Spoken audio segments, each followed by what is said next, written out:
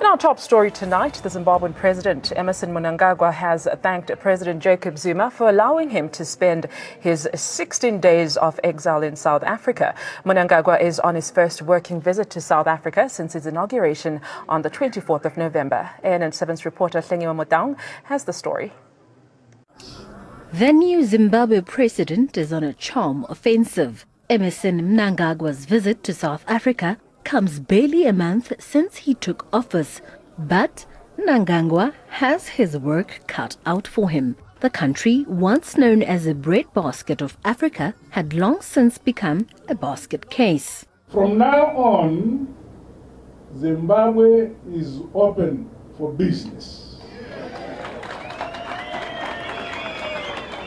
Yes, there will be political issues, but primarily it's economics and trade for Zimbabwe.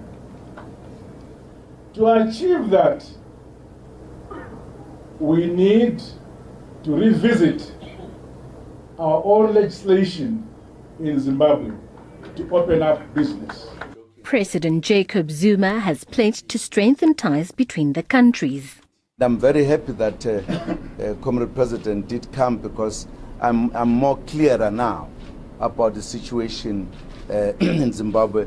It confirmed what I could observe from a distance, that it looks like there's stability now in Zimbabwe. And of course, I also commented the manner in which the army, when it had a concern, how it handled the situation. The situation could not go out of hand. Zimbabwean businessmen in South Africa are upbeat about new investment opportunities. Some say they're even willing to relocate back home. This is magnificent. It's a turning point in the history of the country, and we are so happy to be part of the occasion. Indeed, we are going to make Zimbabwe great again. We welcome the new administration of President Mnangagwa, because I believe in him. He's a man of no nonsense. He's a no-nonsense man. He's a man who knows the bolts and nuts of business. So we respect all what he said there, and you could see that all what he said there is genuine. And I'm also encouraging all businessmen, all international investors to come and invest in Zimbabwe. The arrival of protesters at the Zimbabwean embassy evidently did little to dampen the mood. With the new administrations, Zimbabweans are set to flourish the economy by introducing new investment opportunities that will rebuild the country. Hlengiwa Motang, ANN7, Pretoria. Now joining us live via Skype is Africa Analyst, Mr. Edward Mitole. Very good evening to you, Mr. Mitole. Thank you for joining us. So we saw the Zimbabwean president has been in office for less than a month now. He says he's on a road path to have the economic turnaround be implemented as soon as possible. He gave a State of the Nation address just a couple of days ago, which was well received by the opposition and, of course, members of ZANU-PF and others within the region. What do you think should be top of his agenda to get this realized?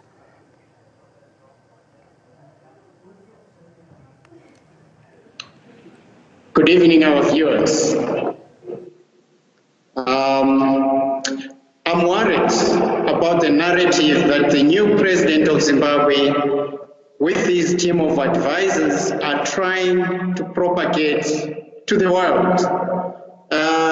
Mr. Mnangagwa is coming in at a time when Zimbabwe has been experiencing hardship, but only a month after taking over the steering wheel, Mnangagwa is on a public relations mission to try to win investor confidence and try to appeal to the diasporians to come back to Zimbabwe and invest in the country.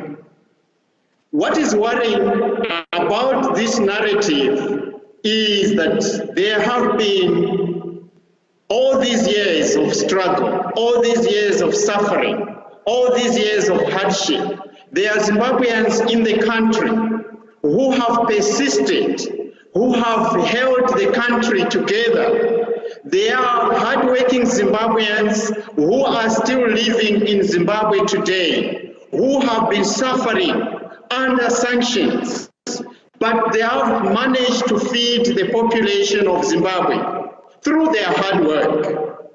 These are the people who are missing in all these public relations campaign. There hasn't been any mention so far in all the visits that the president has made to Lusaka, to South Africa. I haven't heard him mention or acknowledge the contributions that citizens in Zimbabwe have made over the 10-year period of drought. So it is worrying to me because I feel a change in narrative. Immediately after President Mugabe has been overthrown, we have a new narrative that seems to suggest that only white people or diasporians can save Zimbabwe. Remember that farmers resident in Zimbabwe right now have been feeding the population of Zimbabwe without loans from banks, without huge investments from the Zimbabwean fiscus. These people have been working within their limited means to feed the population of Zimbabwe. And now we have the president coming to South Africa to appeal to the diasporians who left Zimbabwe to come back to Zimbabwe and invest in the country. In this equation, we can already see the role that banks are going to play, because now the president is telling the world that for these new investments, there is a component called command farming, where the country is going to invest in the farmers that are coming back to Zimbabwe. So it's like the banks will be involved in financing new investors to feed the population. You understand that the moment you start trying to invite the banks to come to your country, already you are saying to your population that here we are surrendering to this new form of slavery. The banks... No doubt that Zimbabweans have been very resilient in trying to feed their families in an almost non-existent economy. It has been a very tough period over the past decade. But going forward, do you believe there are any legacy projects that were left by the former President Robert Mugabe that Mnangagwa can build on going forward?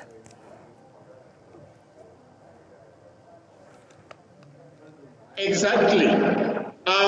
We must avoid a situation where we are going to throw the baby with the bathwater. That's a very delicate balance that Mnangagwa needs to tread, because we have a country that is desperate to come out of a huge recession. We have a country that is desperate to attract investors. Remember that Zimbabwe is not crying out for resources. Zimbabwe has got resources. What it needs is massive injections of capital. It needs to trade a very delicate balance. It must not throw away Zimbabwe's foreign policy, because the moment they throw away that foreign policy which says Zimbabweans can, Zimbabweans are able to work and build and as president. Now we have a narrative that seems to suggest that for Zimbabwe to come out of the present conundrum, it has to bring white people, it has to give back land to white farmers, it is open for business. That is a good thing. Opening for business shouldn't mean that they have to surrender their sovereignty, they have to keep their people in bondage once again. Remember, the banks will be coming back to Zimbabwe for profit. The banks do not care whether the people starve or not. The banks are not coming back to Zimbabwe to feed the people.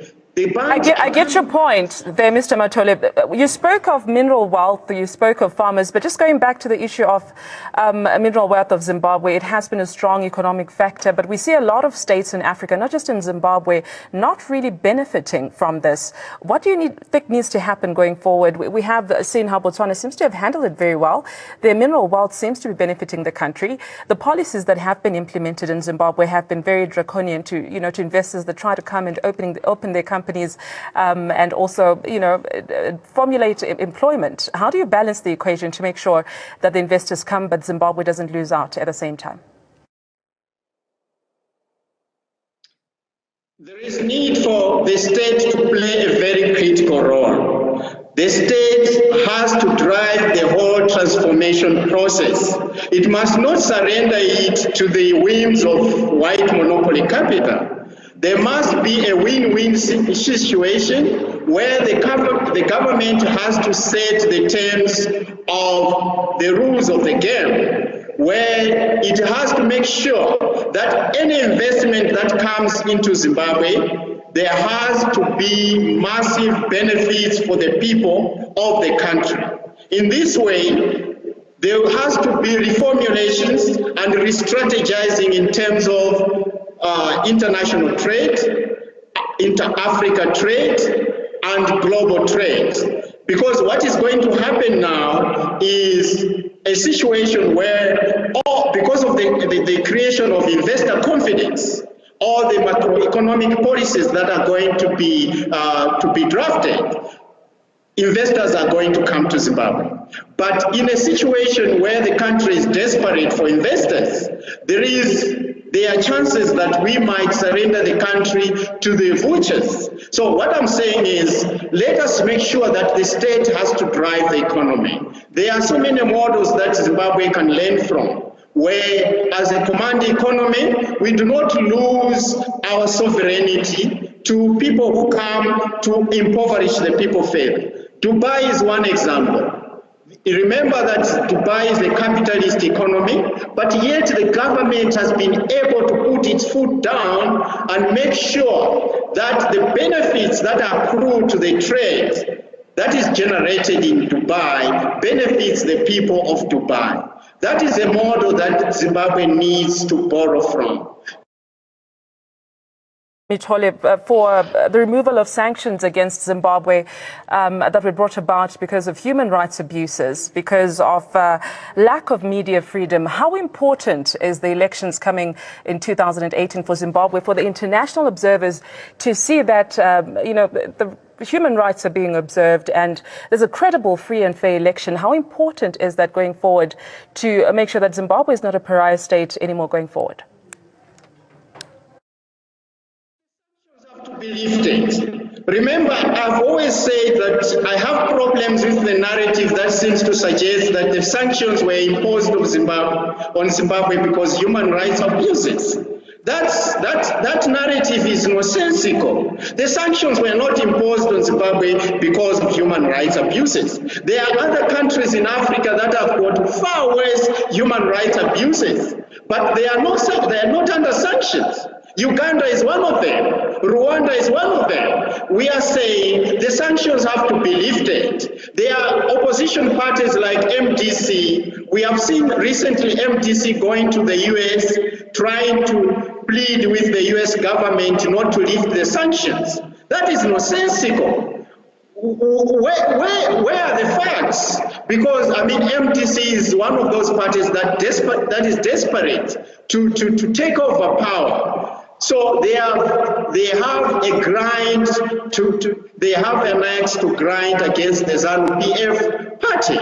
That is not going to attract them the voters that they need for them to topple the ZANU-PF from power. What MDC should be doing to attract voters is by appealing to the international community to soften up to the new regime, to the new government that has just come in, and make sure that the sanctions are lifted for the benefit of the people. Remember that the sanctions do not hurt the ruling elites. The sanctions hurt the poor man and woman on the street, in the villages. These people are the people who are worst hit by sanctions. So I have problems with the narrative that seems to suggest that if you impose sanctions on a country, then you're going to punish the ruling class, the ruling elite. That is nonsensical. I'm saying the sanctions should be lifted. There must be... Mr. Mitole, can you hear me?